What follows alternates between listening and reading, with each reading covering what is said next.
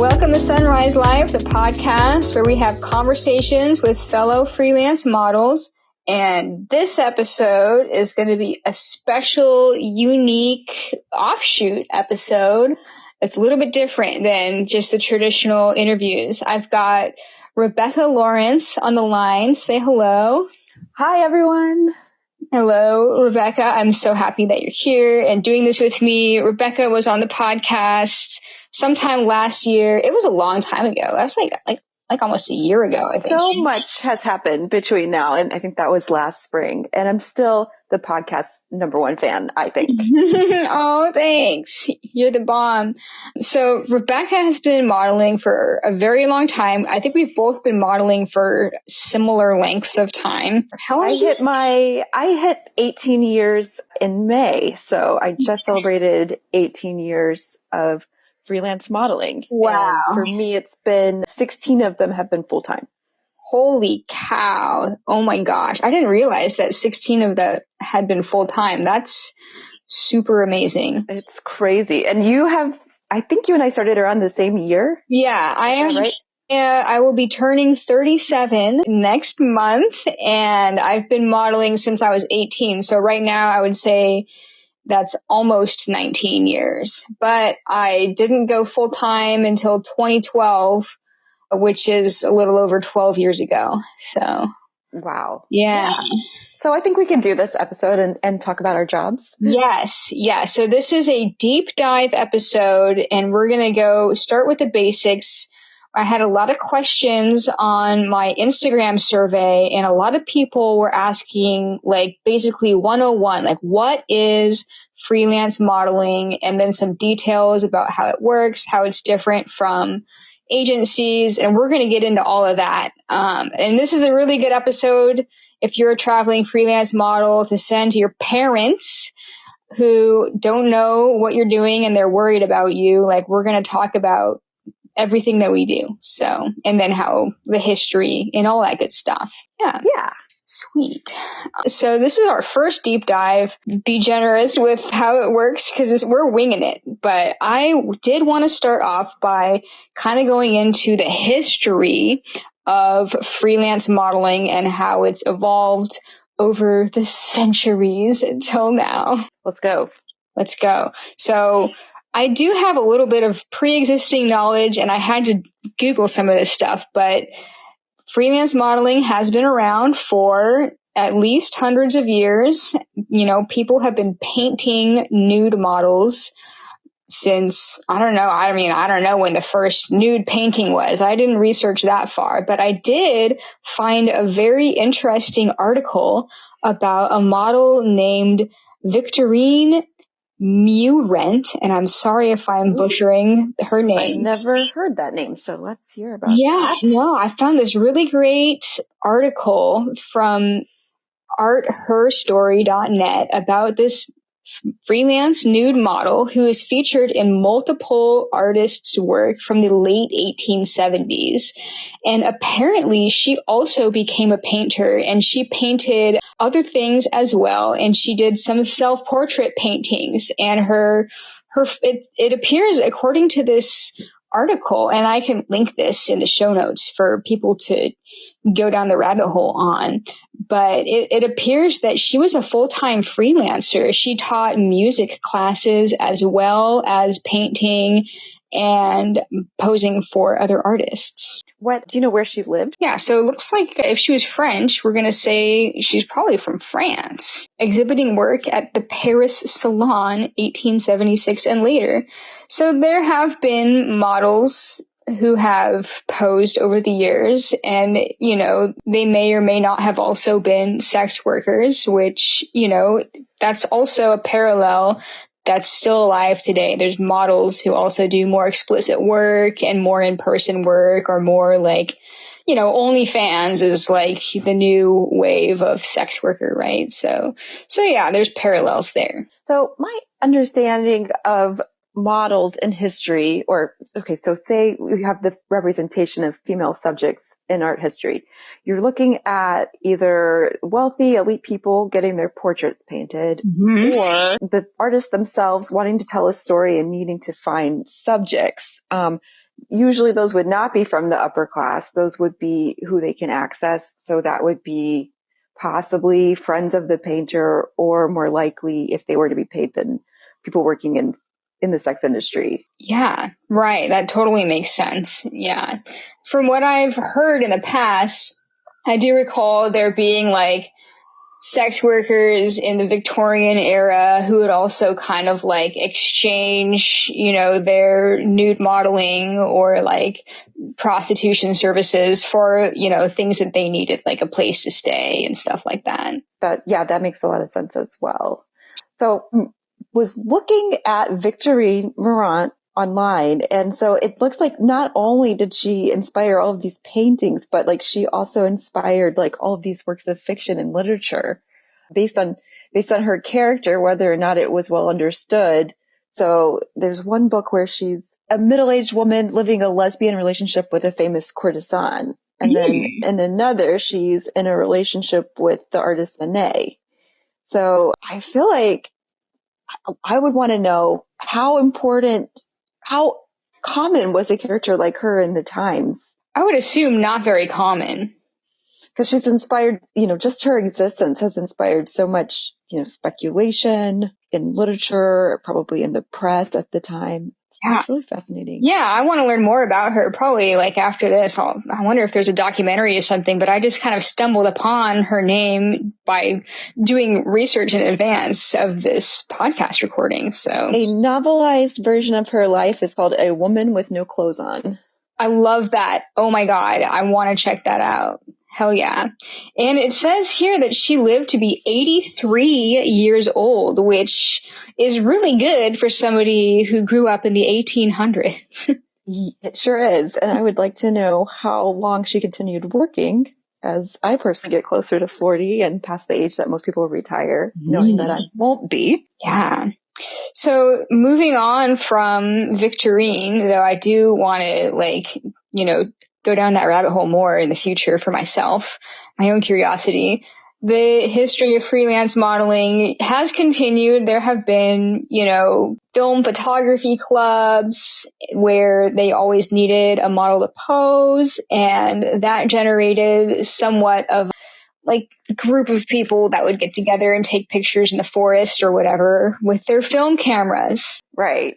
And I think it was around the end of World War II that like photography as a hobby really took off in the United States. And there was a need for female subjects for any variety of art and smut. Heck yeah. And I would love to have more research about who the pinups were like during World War II and, who would be the women in the dirty photographs that were passed around in the trenches. We know that exists. Were those sex workers? Were those lovers of the photographers? Where, a lot of this history is lost to me and something that I, at this stage, should be researching. Yeah. And anybody that's listening to this episode, if you have like some inside information about how pinup first started, and who these models may have been, let us know. I know that a lot of them were drawings and stuff or like paintings that were like inspired, but there's also a very famous model that came around that era that we would like to dive in because she's very influential. Yeah, and I think we're talking about Betty Page, is that right? Yes. That's the household name in pinup modeling from this era. She was big in the 1950s, like a true American icon for still modeling. So I know that a lot of actresses may have been working at camera clubs at this era, trying to get their start, but Betty Page mostly stayed in the realm of still photography. Yeah, and but right before we started this, I ended up on a Wikipedia page about Betty Page, and I would like to read this short paragraph because I think a lot of photographers out there are going to be like, oh, that's how it started, but here it is. It says, in the late 1940s, camera clubs were formed to circumvent laws restricting the production of nude photos. These camera clubs existed to promote artistic photography, but in reality, many were merely fronts for the making of pornography. Betty Page entered the field of glamour photography, in quotes, as a popular camera club model. Her lack of inhibition in posing made her a hit, and her name and image became quickly known in the erotic photography industry. I thought that was... There's a lot to unpack there. There's a lot, yeah. There's some judgments, there's some definitions that we probably would need to go over. You know, what is erotic? What is pinup? What is glamour? What is porn? Yes. And that's what, I'm assuming what they considered porn back in the 50s, which I'm sure like a picture of your neck would be porn back then, right? Right. But we do know that Betty Page did not shy away from sexual scenarios in her work, although she never did, I don't think she did explicit sexual acts on camera ever from the little bit of research that I've done, but she did delve into like fetish, BDSM. Did you ever see any of the documentaries about Betty Page? I saw one of them a while ago. Her life ended up being really tragic. Yeah. Yeah. I would recommend to anyone wanting to learn more about her. There's a couple of good ones that are available for streaming. So the end of Betty Page's life was like really disturbed. She was actually institutionalized for many years for like mood swings, and I think she was diagnosed with schizophrenia. Damn. She stopped modeling in 1959 when she converted to Christianity and tried to work as a missionary, but wasn't super successful. That led to her being institutionalized. And she lived to be 85 years old. Wow. But with a lot of missing information on the latter half of her life when she was, I believe, mostly institutionalized. Damn, that sucks. I'm going to blame the Christianity on that. But when I first started modeling, so I started in 2006, so we're already in the digital era, but I remember a photographer I worked with early on really kind of like taking some time with me to go over the history of the profession, how it had changed in the digital era. And he talked about Betty Page and what he described as like what you're doing now by running to, you know, many, many photographers a day on social media, on your modeling websites, through email that you find on Google.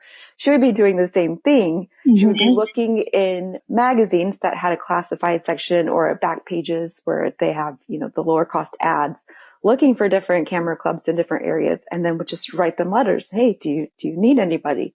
I'm thinking about coming on these dates. Are you available then? Oh my gosh. That is to the letter what we do today. Wow. We can do different things to advertise ourselves, but at the end of the day, at least for myself personally, almost all of the work comes from me reaching out and just asking people if they have any work.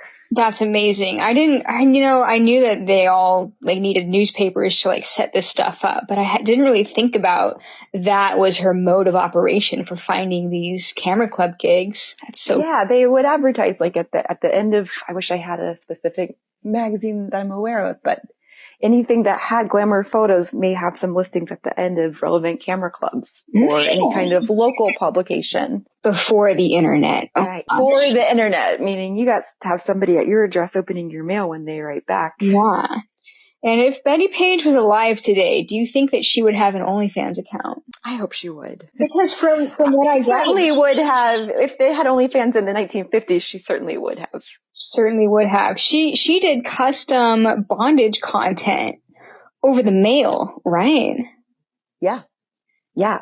But I want to know, like, how many others just like her were there? I mean, I know she had national attention, but there must have been a circuit of camera club girls that would go around. Otherwise, they wouldn't have, you know, stayed in business bringing in nude models. Yeah. So, let's see. From the quote that you read, they said something really interesting. They said that these camera clubs like seem to be a front for porn. Yeah, that the camera clubs existed to promote artistic photography, but in reality, they were merely fronts for the making of pornography. I mean, there's a lot there, but on one level, I think this is really similar to some of the camera clubs we see today. They may not use the word camera clubs in the United States. They may just be meetup groups. They call them workshops. And they call them workshops. And something that in my head, you know, I haven't found any counter argument to this over many, many years, is that these workshops exist. They're called workshops for the wives of the male photographers who take part. They front to have an educational and artistic component when they don't. And I think a lot of it really is just to like get, you know, the family of the photographers on board and provide a safe cover. Yeah, it's true. A lot of these workshops, the most that they teach is like, here's the model, here's the lights, and maybe you're lucky if the photographer that's running it says, we're shooting at f8, shutter speed 1/200, Exactly. Yeah, there may not be any help at all. Maybe help changing the background. Yeah, but it's mostly like, here's the trigger, it's your turn to shoot, the timer's on for 3 minutes. Do the butt pose, do the boob pose, do the butt pose, do the boob pose. Yeah. And it makes sense why some people would want to do them. It's really like plug and play. And it's a lot to organize a photo shoot. So if you're a photographer who has many other projects going on, whether you're full-time or part-time, whether you have a full-time career that's demanding on this as well or not, you can just pay one flat rate to go to an event like that, and everything is taken care of for you, including lunches catered. So I can certainly see the appeal. Yeah. Also, something else about Betty Page that I didn't know until, I guess, the last couple of years when I became more fascinated by Betty Page is that she was already very popular before she was published in one of the earliest Playboy magazines. She had already been posing for I think 4 or 5 years. Okay, wow. So she had actually met enough people on the circuit to have fans and have some distribution of her work before the internet. Yeah. She was popular with the camera clubs. Here on the Wikipedia article, it says that before she started modeling, in 1950, she was walking around Coney Island and she met a police officer who happened to also be a photographer. And he gave Betty Page his business card and said she'd be a good pinup model. And then he did her first photo shoot with her to get her portfolio started. So they just had a freelance agreement, just meeting on the beach in Coney Island. Wow. Yeah. I mean, the one thing I can gather from the materials that exist about her is that she must have really loved it. Yes. If she wanted to be rich, if she wanted just fame for the sake of fame or money for the sake of money, she would have done something else. She must have really enjoyed this. Yeah, what I remember from, I don't know if we saw the same documentary, but I saw a documentary of her years ago, and one thing that really stuck out was that it said that Betty Page just loved posing. She loved posing, she loved being in front of the camera, and she even made her own outfits. I love that. Yeah, heck yeah. Do you love posing? I love posing. That's posing. Why I'm still doing it. Yeah. I know, I've seen you in a flow state before when we were out in Utah last year. I love posing, and that's really why it's so hard to stop. I like to freestyle. Yes. I mean, trying to explain it to somebody that's not in it as well is kind of tough, but I feel like I'm just compelled to do this thing. Yeah, I can't stop. I can't go out into nature and not visualize what I want to do in it. Yeah. And some days, again, some days I have to rely on muscle memory and what I've done before. Some days it's just not there, but I think it's always going to keep popping up. Yeah. I love to dance, but I'm not a choreography person. So to be able to just freestyle with whatever music's coming on the stereo in a studio or, wherever the wind is blowing my hair out in nature. That's it for me. And that's why I'm still here, approaching 40 and still going. Heck yeah. I mean, I think that we should just keep going, who's writing the rules anyway? Right. I'm going to be, at some point I think I would like to move on to other challenges, but I'm not going to stop, having modeling being part of my life in at least in a part-time capacity. I don't see any reason not to. You mentioned something about Betty Page's level of success. And from what I recall in that documentary that I saw, that was actually a big problem for Betty Page. She became very famous, but unfortunately, she basically was allowing other people to use her image, likeness, and name without her getting a cut of a lot of this stuff. And so, like you mentioned earlier, she ended up institutionalized and had kind of an unfortunate second half of her life. If she was doing well, she would have been able to capitalize on a lot of the royalties from the products and everything that were using her likeness. But she got royally screwed from what I understand. Right. And that's something that as a freelance model, I think so little of what I do requires a certain usage agreement, because I think a lot of what I do is experimental for the artist or a learning experience for the artist. And I'm not so worried about distribution, but in her world back then, before things were just loaded up on somebody's Flickr, and there were so many fewer nude models, I think they probably had a lot more commercial value. And while maybe it's fine for me to run around and not have usage agreements and licensing on a lot of the work that I do, she really needed it. 'Cause the only way to get it out there was for print publication. Yeah, and it was probably unprecedented for like anybody to deal with their likeness being used, without getting royalties, because like, in the 50s, like there wasn't really modeling agencies yet, were there? Like when were the first agencies? And the Hollywood actors and actresses were being screwed too. So, just all the talent was being worked to death by the studios. Yeah. Without owning any of their own stuff. So yeah, I want to think that she would have had an OnlyFans and she would have killed it. Oh yeah. Oh, here's something about her level of explicitness. On this Wikipedia article, it says, although she frequently posed nude, she never appeared in scenes with explicit sexual content. In fact, in 1957, Betty Page gave expert guidance to the FBI regarding the production of, quote, flagellation and bondage pictures, end quote, in Harlem. So she talked to the cops about like, what was going on with her content, I guess. Wow. So I wonder what she said about them. Like everything was above board and consensual. Like this was a professional production. I wonder if she was ratting them out or telling the cops there's nothing to see here, move on. From what I recall, she did have issues in her career with people considering what she did obscene, and she had to defend herself saying what I do is not obscene, which I said. I mean, she definitely, that is exactly what I do. Like I have a line drawn in the sand about what I will and I won't do, and I don't ever cross the line. And if any people might try to approach the line, and as soon as they start getting close to the line, I start talking about the line incessantly. Yes.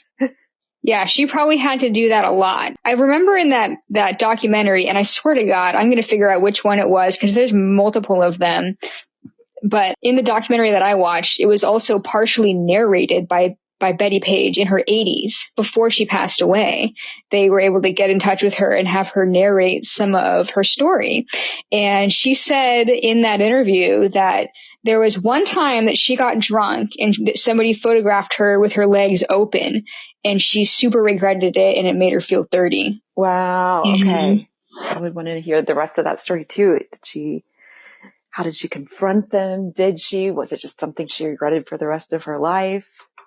Yeah, it sounds like she super regretted it and that she didn't want that to be something that she was known for because she didn't consider herself obscene. Yeah. I think that's probably how she was able to do it so long as she knew what her limits were. Yeah. And she knew what was fun, and she knew what would get it, the kinds of fun things she did that would make her popular. She could just continue to do. Yeah. Experiment in that realm without going over. Yeah. Getting drunk and then taking advantage of, or in my case, maybe I know for sure I was in a group shoot situation, probably not that different from her camera clubs. I tripped, fell with my legs open, and somebody hit the shutter. Oh my God. Are you kidding me? And I, I was stunned. I asked who it was. I asked them to delete it. We moved on. But like that. Give me a break. And I think I approached it nicely. Like, I hope that was a close up of my face because I know I fell with my tongue out. Can you delete that? Who was it? Okay, please. That's awkward. That's a violation. I mean, of course, if somebody is drunk and their legs are open and they don't intend to be, that's also a violation. But in this case, it was also so obvious. Yeah, right. Yeah, that's inappropriate. I can't believe that. Jeez. I mean, today, what they're calling workshops, I have a really hard time like signing up to model for those anymore just because of stuff like that, There's good ones. There's bad ones. I will work them if I have good recommendations from models that have come before me. Yeah. Which, how was Betty Page able to check her references back then? Like, no. Did she have like a core group that did not become as famous? that she could check in with about these guys? Somebody's always got to go first. Yeah. It can be really risky. I feel like she was a trailblazer. I mean, I know that like back in the 50s, like stuff like what she did, like it was not like very common to do. Like people were doing it, but I'm sure there was way less people doing it all in all. Right. And so Playboy came around, and then there did become a market for a nude image that was hyper sexualized in tone, but not showing any kind of explicit act. Mm-hmm. And that whole girl next door vibe kind of made it appealing to a lot of people. Yeah.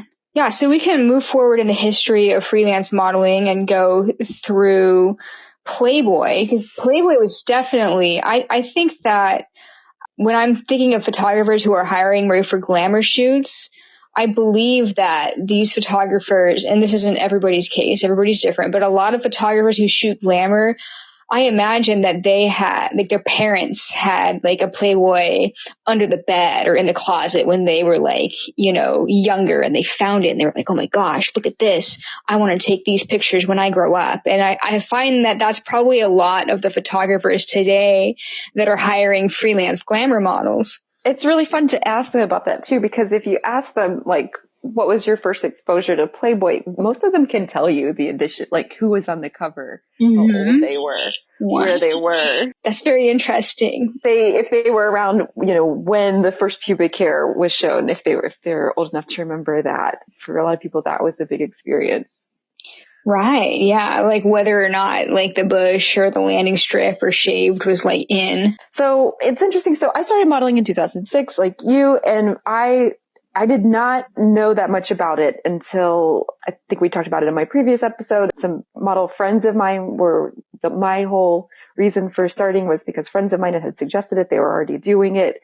And I had a lot of questions because at that time, I think the only kinds of models that I really recognized were fashion models like in agencies, Playboy, and, I had heard of people posing for paintings before. Mm-hmm. Which I thought was just a college student's side job. Turns out that it employs people of all ages and all genders. But yeah, I thought those were my only options. So you and I are both too short to be agency standard. So I quickly had to rule out the fashion modeling. I knew I wasn't going to skip that many meals, and I certainly wasn't going to grow another 6 inches in my early 20s. Yeah, right. And Playboy for me, it also seemed unattainable because I am small chested. Yeah. And everything I had seen of that realm. So if not nude Playboy modeling, then I was thinking maybe about Sports Illustrated, that style, Maxim. Those were big at the time, but those were all large breasted models. So I saw myself as having to I have to be something different from all of this.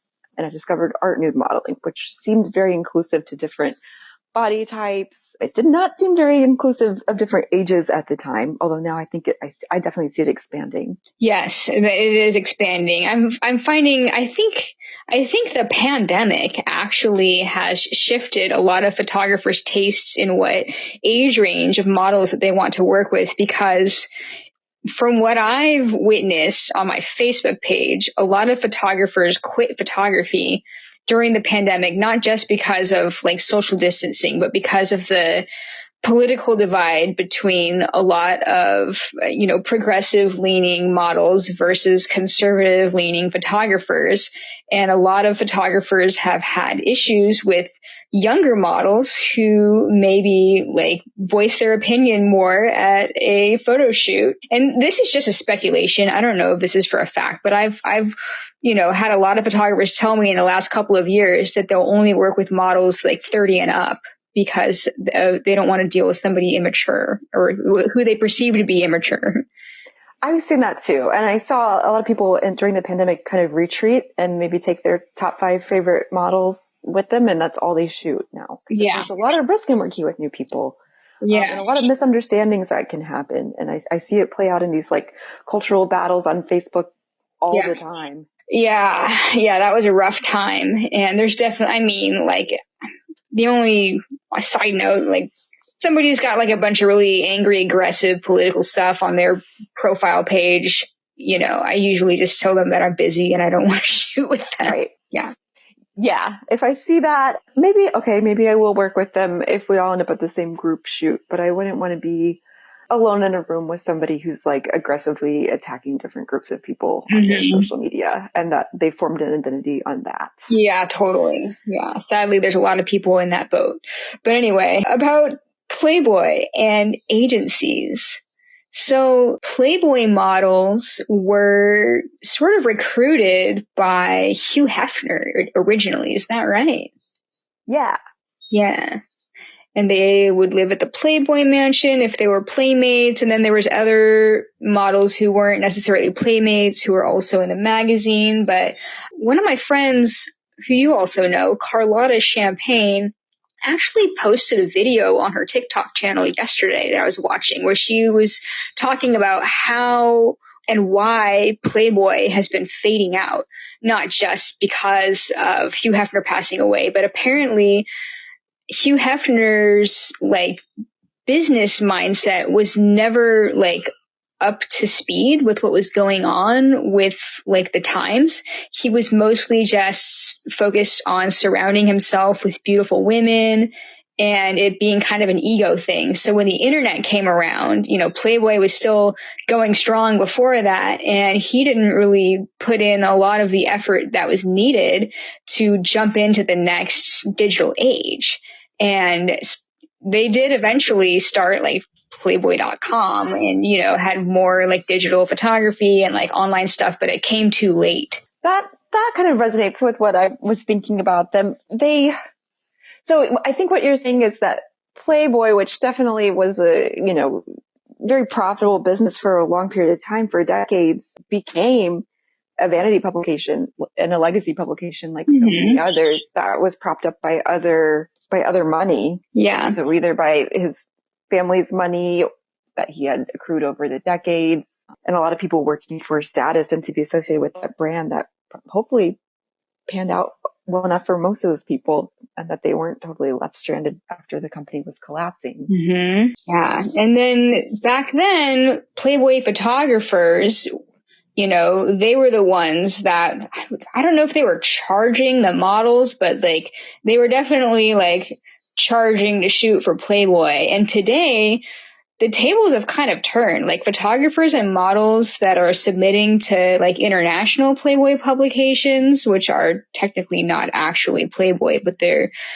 utilizing Playboy's name with permission, are paying, like photographers today are paying to have their images published in those. Right. And is that just so they can stick Playboy next to their name in their bio? Does that mean something? Does that? Yeah, I think it's a status thing. Like if you can have an image in your portfolio that has a little bunny logo in the corner of it, that is a status thing. Right. But so many people make fake logos and fake publications that it's so diluted and it's hard to tell. Oh yeah, I guess everything can be people faking all the time as well. Well, maybe if you could link it to like the web page where it's actually featured, then that'll give you some legitimacy, I suppose. Yeah. So yeah, Playboy was definitely like a really big influence on how freelance model photography is today, because there are a lot of photographers that want to shoot that style. One of the things that I think about a lot, especially since I watched the documentary called I think it's called The Secrets of Playboy, is mini mansion culture. I wonder if you know what I'm going to say about that. No, I think that was something that was invented by Hefner and definitely still exists.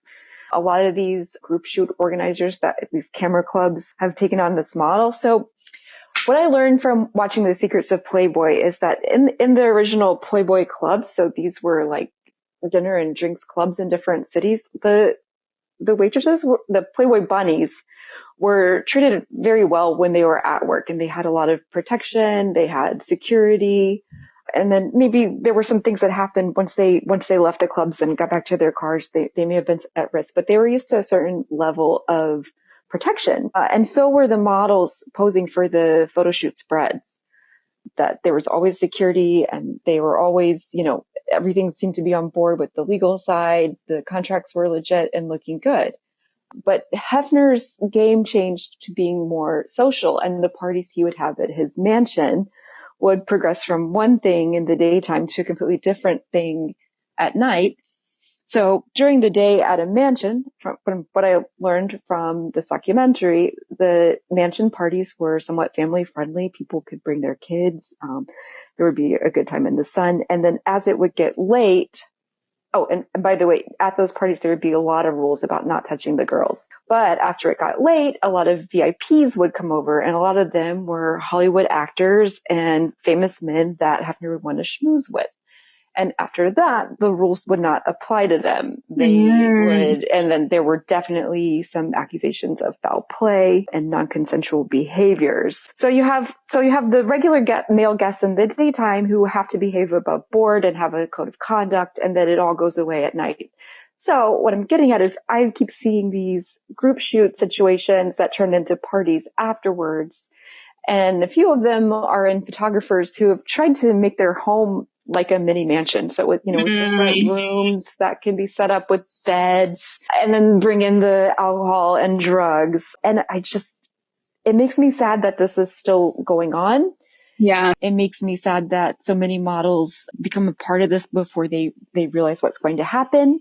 And I hope people are not being misled by, a lot of times if you start working with a group that does certain things after hours, the rules during the day, everything might be totally above board and like even better standards than you're used to in terms of what qualifies as consent and, what are the motives behind being nude? Like, are we making art or are we partying? Usually there's not a lot of gray area there, but at some point, some VIPs might show up and it takes a turn. Yep. I have heard lots of stories about stuff like this, and I have obviously witnessed it in person where the beer comes out or the liquor comes out like after the workshop people leave. Mm-hmm. Or maybe one photographer shows up who has has a big ego and a reputation that is higher than everyone else there, and the whole dynamic changes. Mm-hmm. Yeah. This can happen, and it is unfortunate. But I would say, like, once people are offering intoxicants, that's like the biggest red flag, right?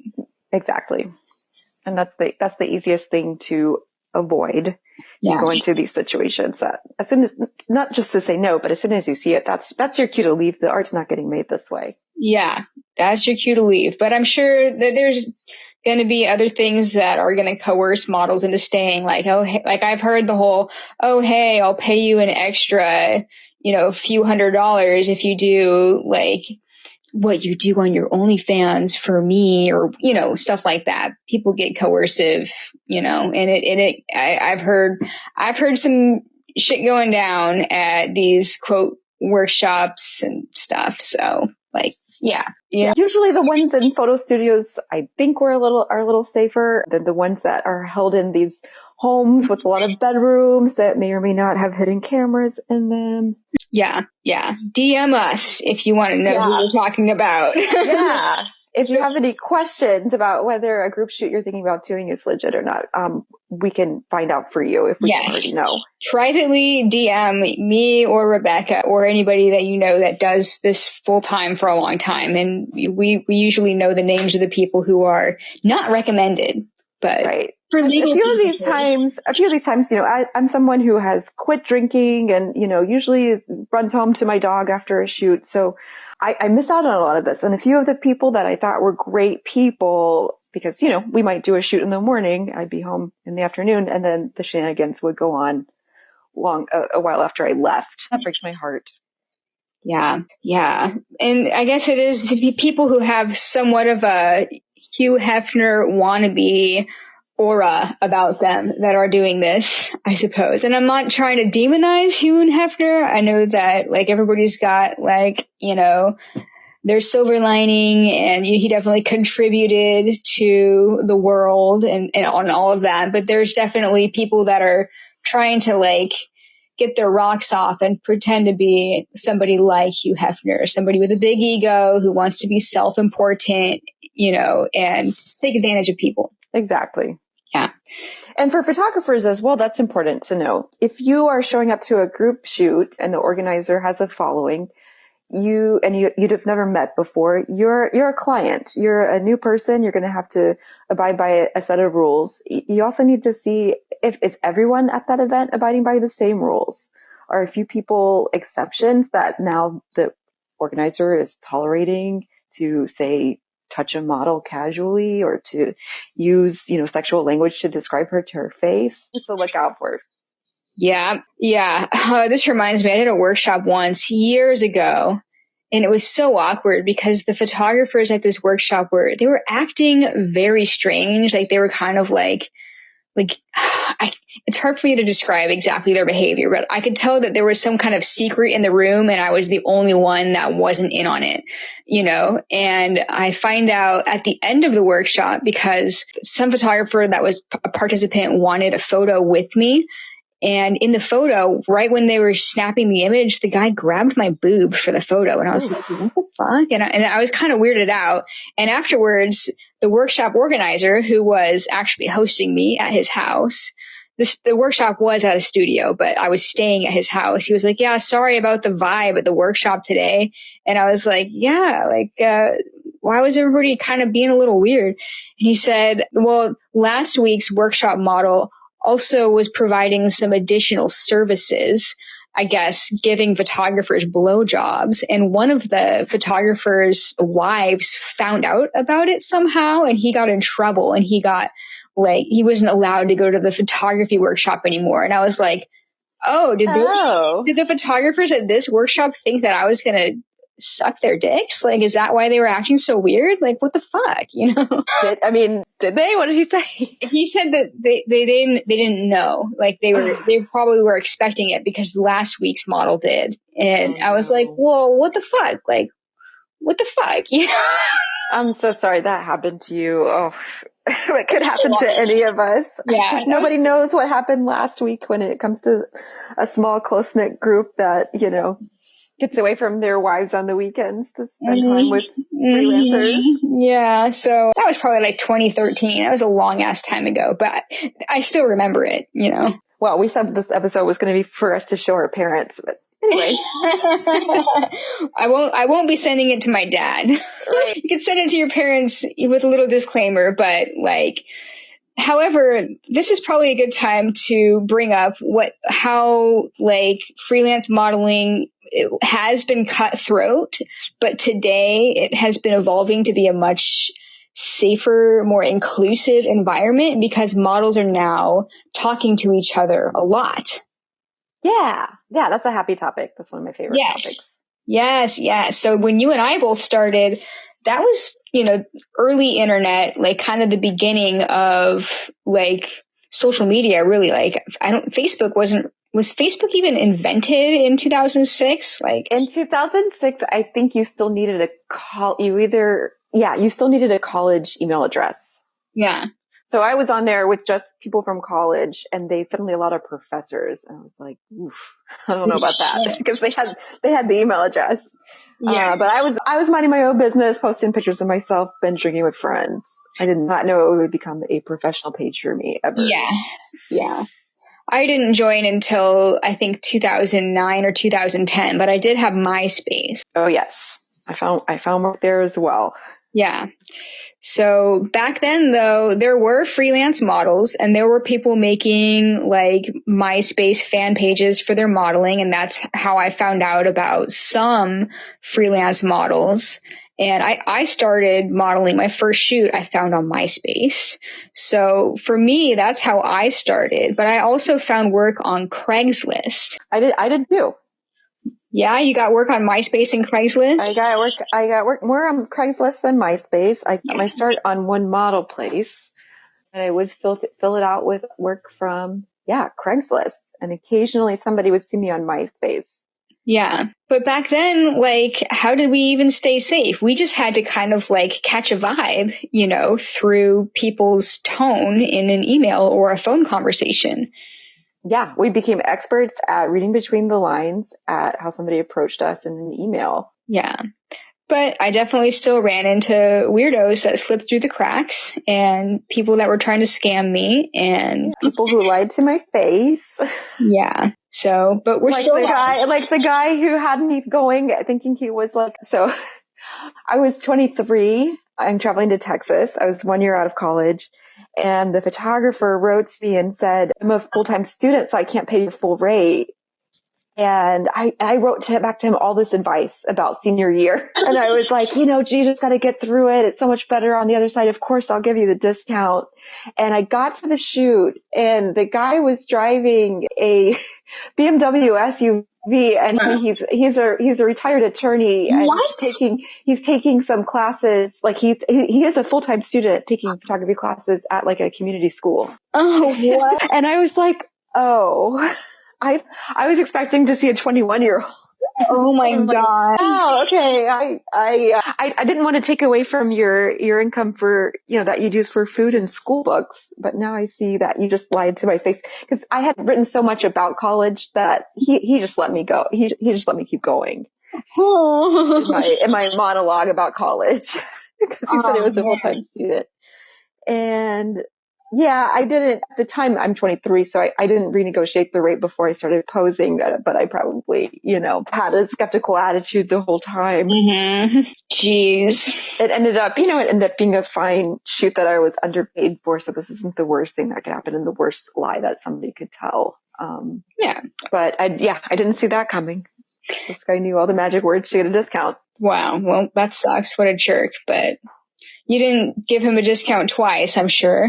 No, I never would. But at the time, I didn't have any way of going out and telling the community, this person in Houston is not who he says he is. He's pretending to be a college student when he's over 65. Yeah.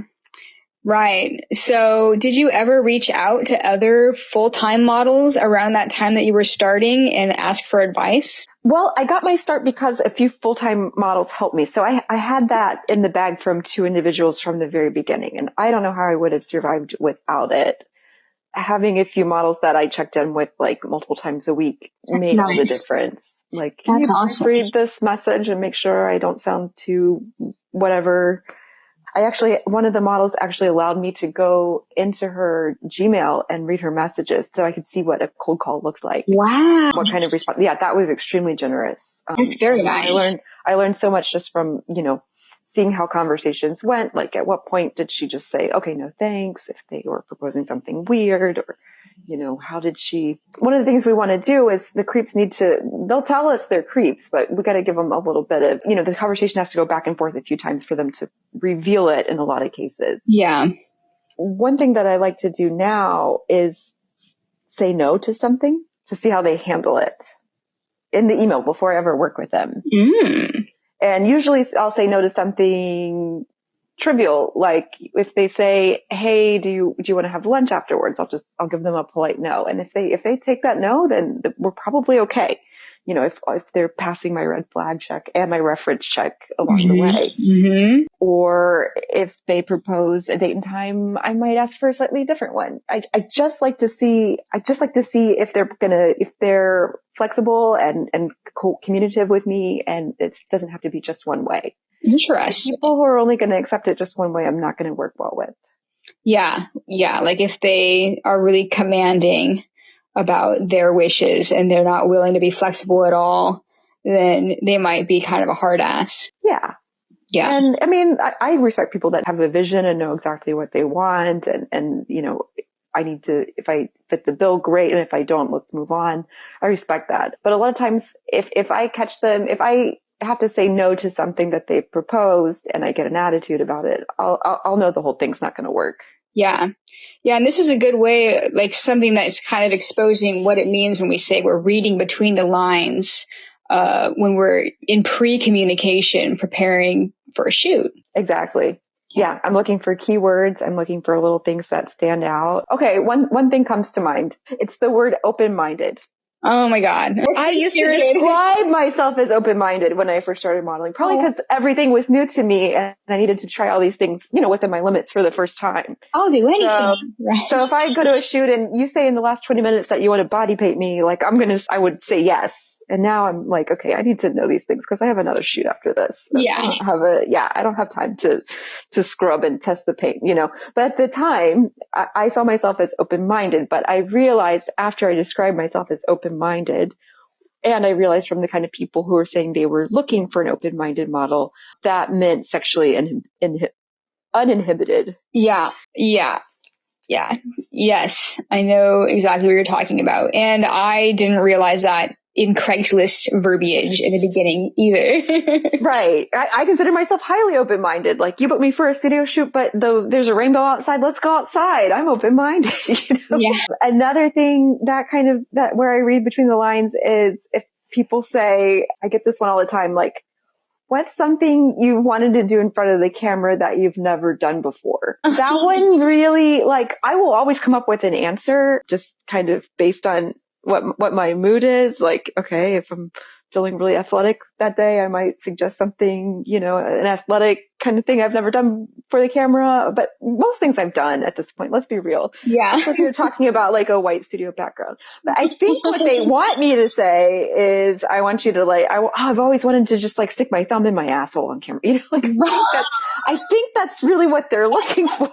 Yeah. And usually my answer is kind of a cop out, like, oh, here's a picture of a new outfit that I have. And, I would like to try this hairstyle. Yeah. Yeah. And they have something else in mind. Right. Usually they're like, and it's like, if it's a sexual act and if it's something with my body and I've never done it before, it's not going to happen with somebody that I'm still just in communication with on the internet for the first time. Like, if I really wanted to branch out and experiment, I would do it with somebody I've felt safe with for years. Yeah, totally. Exactly. Yeah. And so moving forward about how the safety of our industry has changed.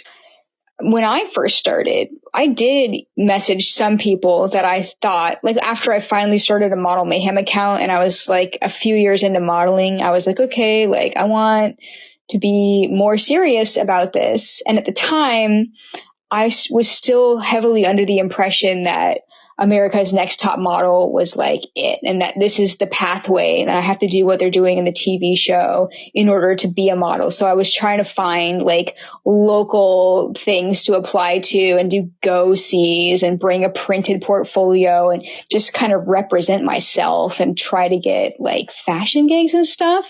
And I was asking other models that I saw their profiles on Model Mayhem who seemed professional, and I would just randomly message them and ask, hey, how do you make money at this? And of course, everybody was like, figure it out on your own. Like, I'm not going to give you my pathway. You have to forge your own path. And there is a lot of that happening today. There's a lot of newer models that are seeking information, but something changed when social media became our thing now, where suddenly it's cool to help the newcomers. And I'm all about it, because when I first started, we were all shooting in the dark, like shooting with creepy people. And you're very lucky to have had the people that helped you early on in your career. You said that you went full time after 2 years, starting in 2006. I started full time 6 years after I first started modeling. So I was shooting in the dark, kind of fucking around for 6 years before I started going full time.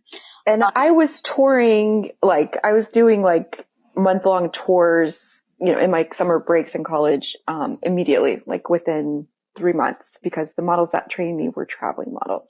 Oh yeah, that's so awesome. And I knew I lived in a college town in North Carolina, so I was going to have to travel to get work.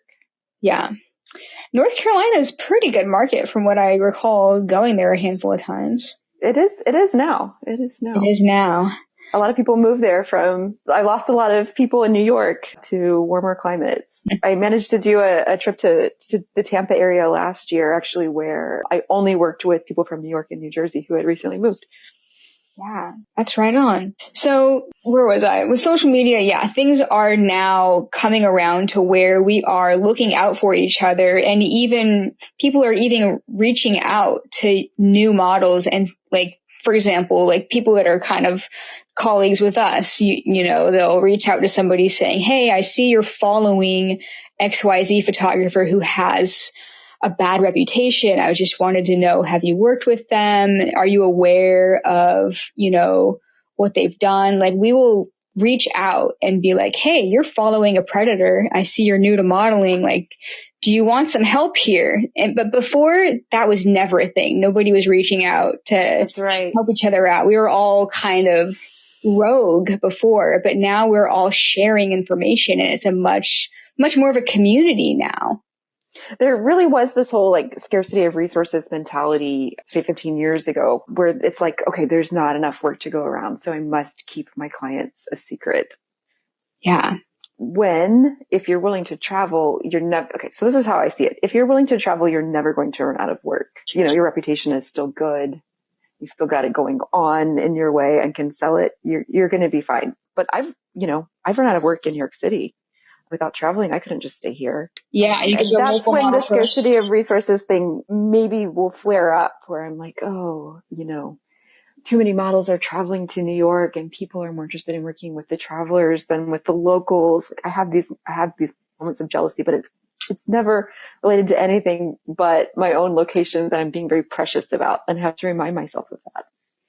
Yeah, it's true. And I have the same issue in Seattle. Like I am hardly ever here, but because I grew up here and spent like the early years of my career being here a lot, I'm like old news, Exactly. Yeah. Same for me in New York. Yeah. So I think one thing, I have different theories about why models have become more generous, but for me, the most basic one is seeing like, I know that when some shady stuff happens to me, a lot of times I blame myself. And my first thought is, okay, how could I have seen this coming? How could I have read between the lines in the emails before I got there?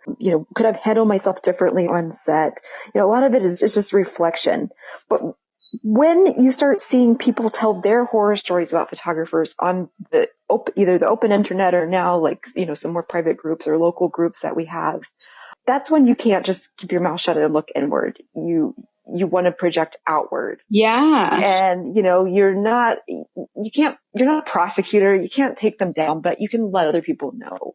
Yes. And this is our way of, righting what was wronged to us, is by exposing that information in, safe groups where we're not going to get like in trouble for defamation. Like if you say XYZ person, sexually assaulted me at a photo shoot, you can't say that publicly. You'll get fucking sued, I mean, not necessarily. Like if it's a firsthand account, technically, if it's true.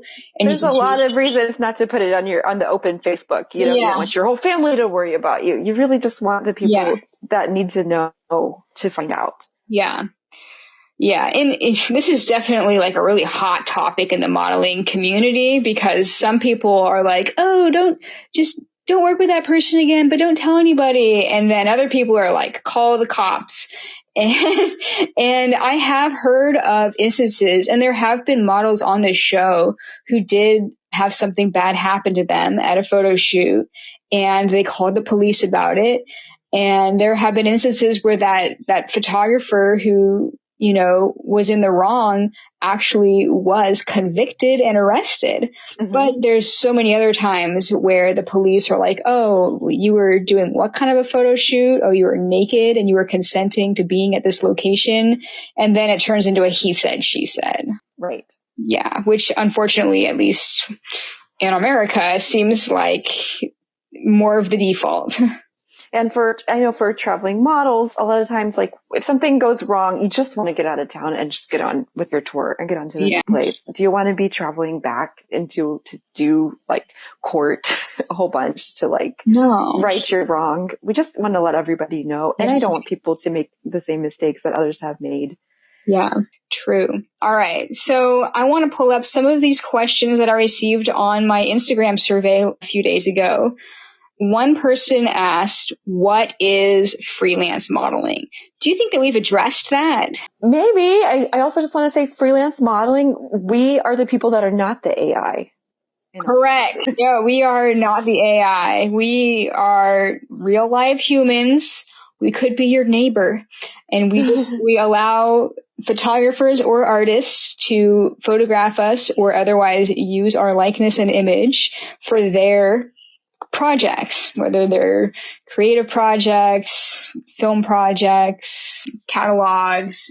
We're available for hire as a model or a body for creation. I think The number one question that I get asked, like whether it's by my own grandmother or people in my life, is, okay, well, what are the photos used for? If I'm like, Grandma, I got to leave early because I'm going to a photo shoot. She's like, well, what are the pictures going to be used for?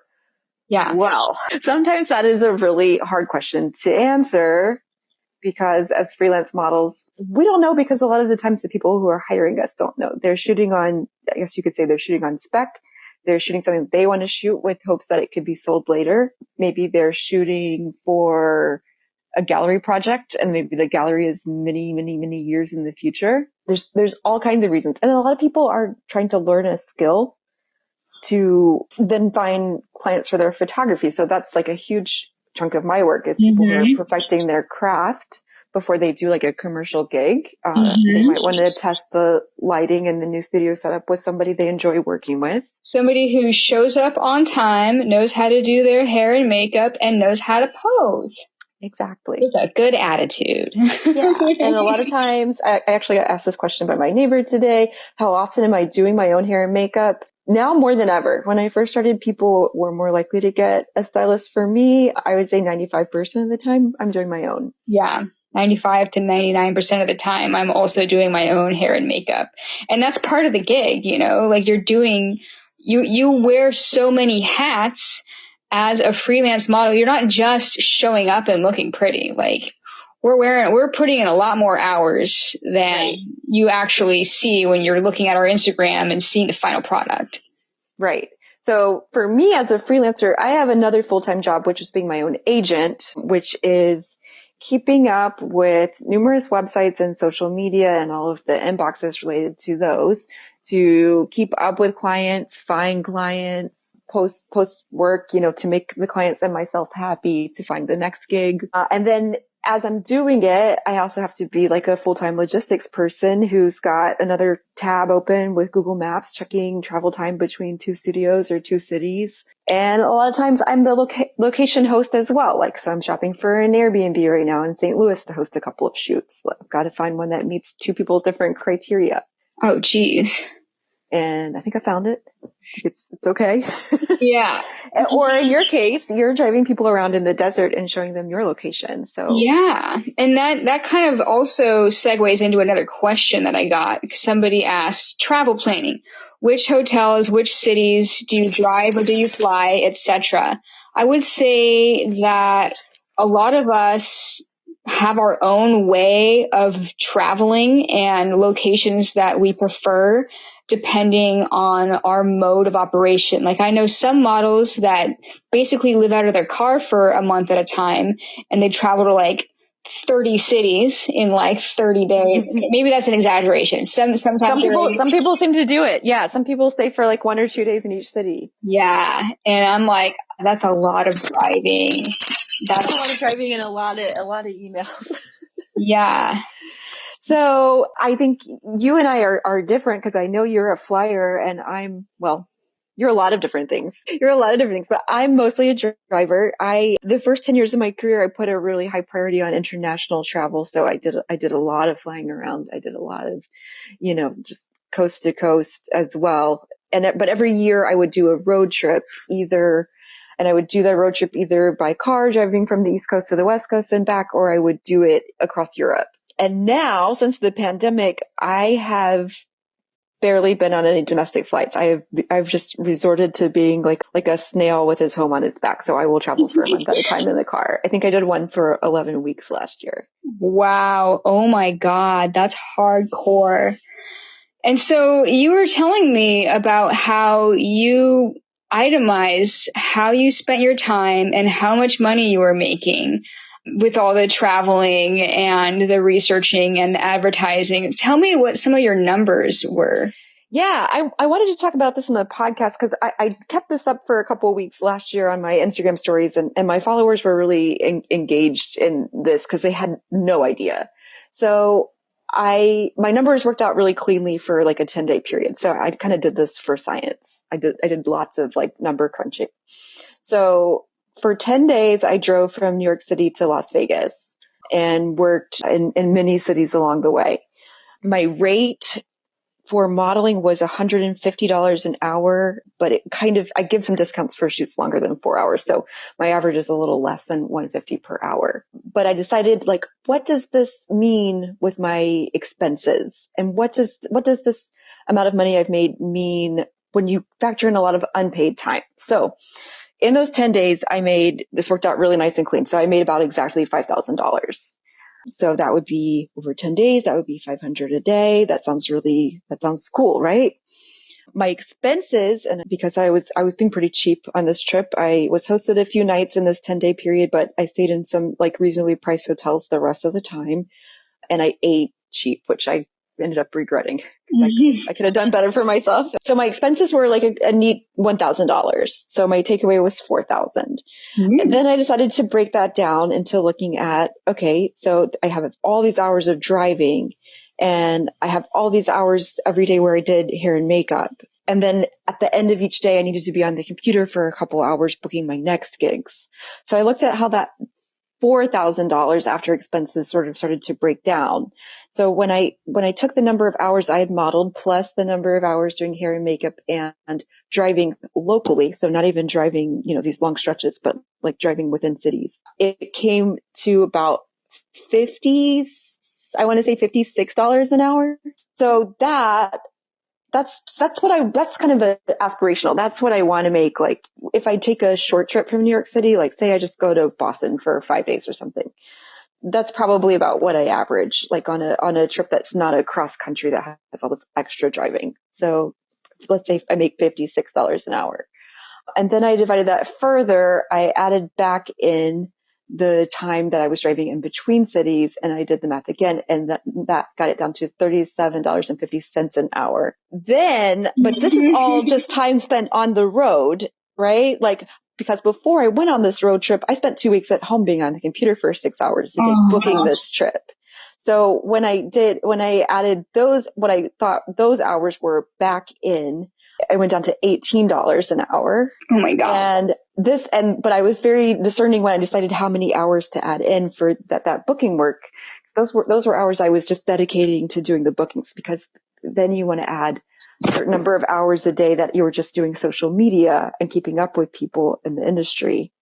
So if I wanted to add in the rest of the admin work time that wasn't dedicated to bookings, I'm making now about $9 an hour. Oh my goodness. So yeah, the more you know. There's just a lot of unpaid stuff on our end, like including like shopping and preparing outfits for shoots, laundry. And it's all necessary. Trialing new makeup products, like trialing new hairstyles. Yeah. You can't like avoid doing any of those steps either, because if you avoid engaging on social media, then you're no longer relevant and people are less likely to work with you. You definitely can't take away the time that it takes for you to scour, like to find these gigs and advertise yourself and cold call. Like that's the most tireless work, right? Yes. Like it's all necessary, and you have to do that. Right. And it's just exactly what Betty Page was doing, except it's like, in our case, they might start writing back 10 seconds later because it's an Instagram comment. Yeah. Instead of snail mail. Yeah. Yeah. Okay. That's very fascinating. So what do you think? Like, do you think your numbers are similar? Like I would be curious if other models want to do this project, just like pick a, one trip that you're on and just crunch the numbers different way and try to figure out what you're actually making before and after expenses. And when you add all this other unpaid labor in. Yeah. I mean, I really needed to do this because there were some people that I was working with that just did not understand. You're making $150 an hour. How are you not rich? Well, this is how. Yeah. We're not working 40 hours a week at $150 an hour. Like if you have, if you're on tour and you have like 8 shoots in 1 week, which, depending on the length of the shoot may be really good or not, but you still have to sometimes fly, drive, gas, and all those other things that Rebecca just touched on. Like it's all contributing to your expenses. And yeah, 150 hour is great, but we have a lot of expenses that go into all of this, and not to mention just like staying flexible and healthy and mentally healthy enough to do this in the first place, because this is not something that you could do. Like if you people do travel and model with like disabilities, and they do it with like anxiety disorders and stuff, but it's a lot harder. It's a lot harder. Right. And it really takes a toll. And I've traveled very unhealthy, and I've traveled healthy before. And I don't have I have such a priority on the free time that I have now to keep myself healthy. Yeah. Everything. Yeah. Especially diet on the road. Cause like I could start it feeling so amazing and incredible and end it after 8 weeks of eating road food, just like not wanting to look in the mirror, as you can imagine. Yeah. Yeah. The food that you eat definitely affects your energy level, and your energy level affects how you are at the shoot. Yes. A couple more questions. One person had a question. She's a freelance model as well, and she asked, how many models do it as a side gig because they can't pay their bills from only modeling? How would you answer that? Well, do they want to pay their bills from only modeling? Do they really want this full-time lifestyle that's like 80 hours a week, most of which are unpaid? Yeah. Or is that a choice? I wonder if what I did, which is, when I was 22, I became full-time. I wonder if that was really necessary. And I wonder if it would have been better to kind of simultaneously be growing another business or career. Like I've never had a diverse income, which means I'm always at risk. Like if I have a broken leg, I am just out of luck and work. Yeah. Right. Like if you don't have another skill or like another ace in the hole, like a nursing degree or something like that. Right. So that's a double-edged question, because like, though it would be great, it sounds great to make a full-time income from modeling, it is good to be diversified, because like what Rebecca said, like if you break your leg, you're fucked, So, and it's really hard because art modeling is so much more like, inclusive than like just glamour modeling or fashion modeling or whatever. Like there's a lot of artists that are open to hiring people of all like genders, sizes, and shapes. But I suppose if you are like not the traditional like model look, you may have a hard time initially getting your branding with your marketing off the ground, because it is harder to get a mass audience so that you can advertise yourself to book up your tours if you aren't like what they refer to as classically beautiful or whatever. Would you agree with that? I would agree with that. And I think the same logic applies to male models. Most of the ones that I know that are outstanding are still full-time or still part-time. And a lot of that just has to do with the numbers. There's just fewer clients for male models. Yeah. So or the clients that they have are particular about body type. Yeah. And I feel like this question comes up also where people are like, oh, is it possible to make a full-time living as a freelance model and not pose nude? Because I've gotten that question a lot. And how do I even answer that? Like the way that I've been answering it is you can if your marketing is really good. Basically, like if you're an influencer or if you're a contortionist or a ballerina, there are people that will want to hire you because you have something that like they want to add to their portfolio that's hard to get. That's not just like, nude photography, or something where if you're an influencer, and you have an agreement where the influencer is going to promote the photographer, then obviously that is, wanted by a lot of photographers out there too. So I think it's possible. And you're saying for somebody who's not in the fashion niche mainstream, over 5'8". Yeah. Probably. Yeah, I think it's possible. You got to really think hard about your brand and probably pay to get some excellent pictures that really represent what you do early on. There's probably no point in doing other people's projects that aren't exactly catered to you. Yeah. Okay, I have one more question from people who responded. This is the last question, and then I'll let you go because I want to have dinner too. This person asks, how do you have the fortitude to deal with all the creeps? Ooh, how do you, Kristy? Tell me. I want to learn. Okay.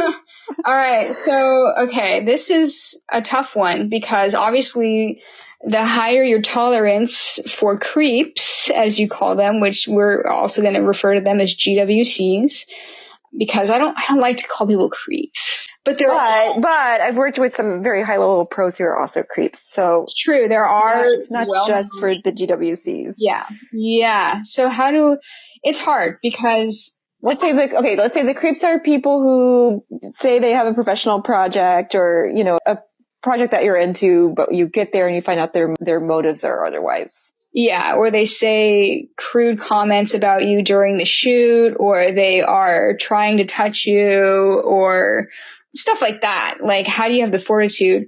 The first 8 years of me traveling full time, I started out with a really, really high tolerance for this because I just thought it was cool that I was making a full-time income off of modeling. And that faded over time. And I think that what caused it to fade the most was models contacting me saying, hey, I see you worked with this guy. How was your experience? And me saying, oh, it was fine. And them saying, okay, well, I just worked with him because I saw his work in your portfolio, or I saw you in his portfolio, and I assumed he was fine, and then he touched me inappropriately at the shoot.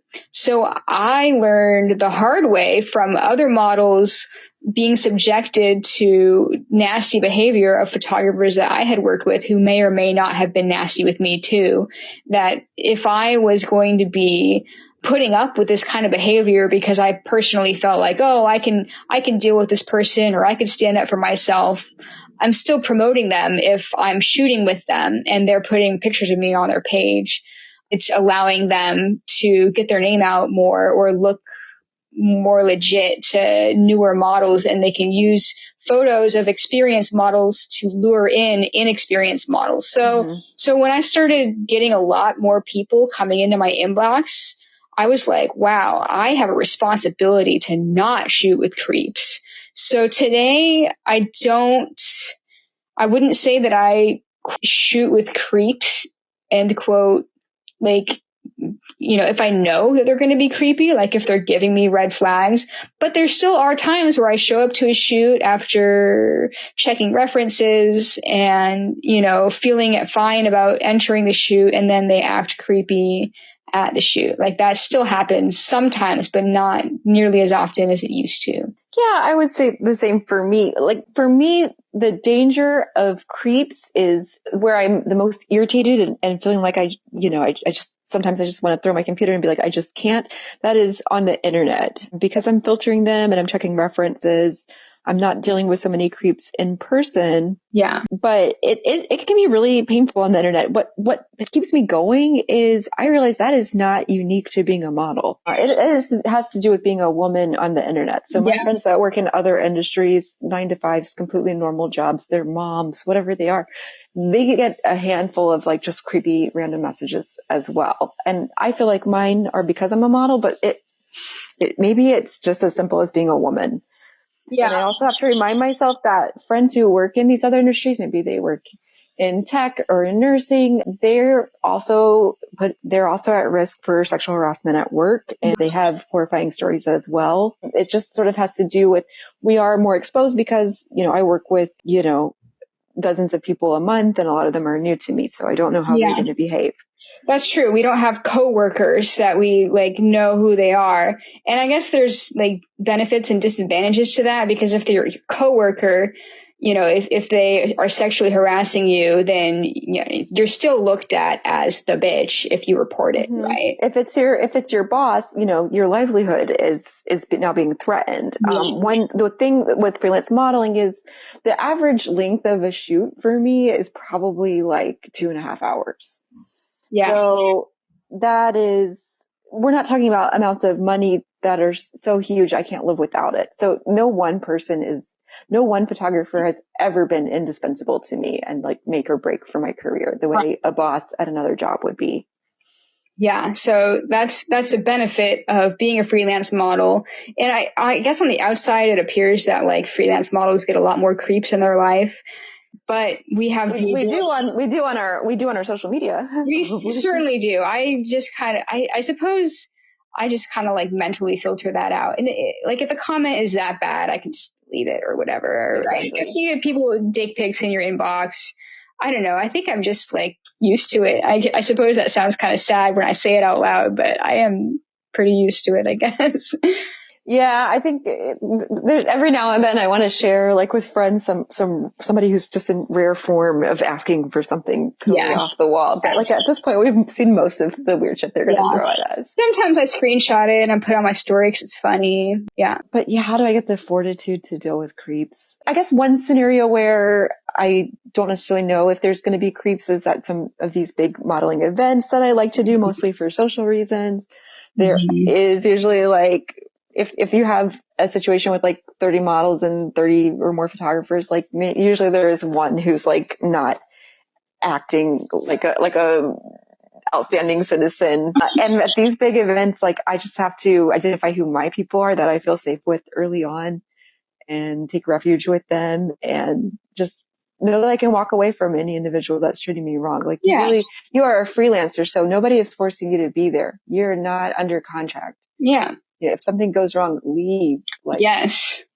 And I guess over the course of being a freelance model, when I first got into it, like I didn't really know how to say no, but by doing this career, I have learned how to set boundaries because you have to. Exactly. Yeah.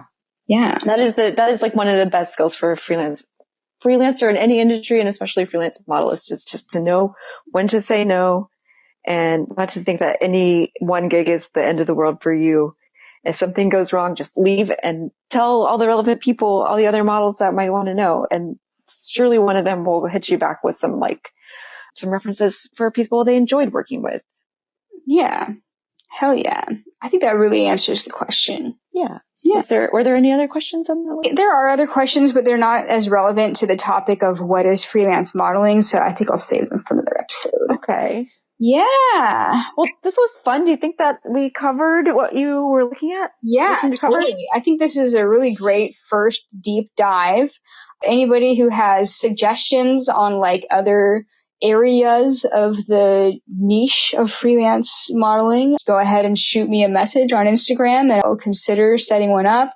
I do have one scheduled for the near future where we're going to go on a deep dive about the fun, freaky world of fetish modeling. Oh, I can't wait for that one. Yeah, cool. Well, thanks so much, Rebecca. It's been really fantastic doing this with you.